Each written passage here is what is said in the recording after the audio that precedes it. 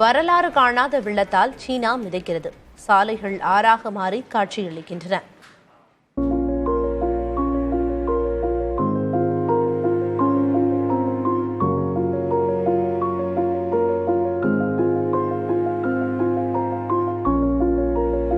தெற்கு மற்றும் மத்திய சீனாவில் பெய்த வரலாறு காணாத கனமழையால் ஆறுகளில் வெள்ளப்பெருக்கு ஏற்பட்டுள்ளது.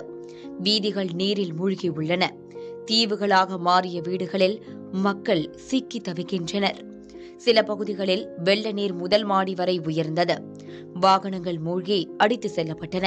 சூய்ஜியாங் ஆற்றில் கரை புரண்டோடும் வெள்ளத்தால் பல பகுதிகள் முழுமையாக பாதிக்கப்பட்டுள்ளன.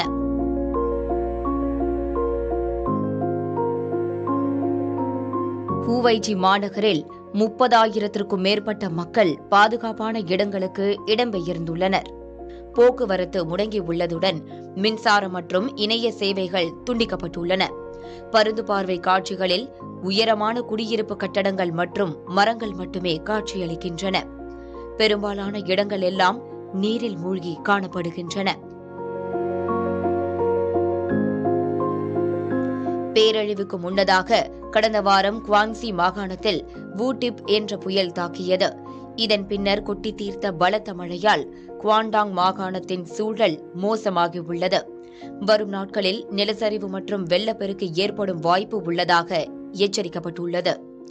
மேலும் ஹனான், ஹன்வுய், ஹூபெய், ஹுனான், குய்சோ, குவாங்கி ஆகிய 6 மாகாணங்களில் சிவப்பு நிற எச்சரிக்கை விடுக்கப்பட்டுள்ளது.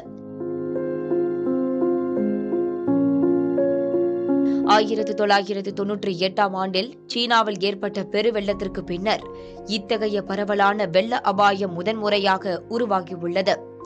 சீனாவின் முக்கிய பொருளாதார மண்டலங்கள், விவசாய நிலங்கள், குடியிருப்புகள் அபாயத்தில் உள்ளதாக தெரிவிக்கப்பட்டுள்ளது. புதிய தலைமுறைக்காக GS பாலமுருகன்.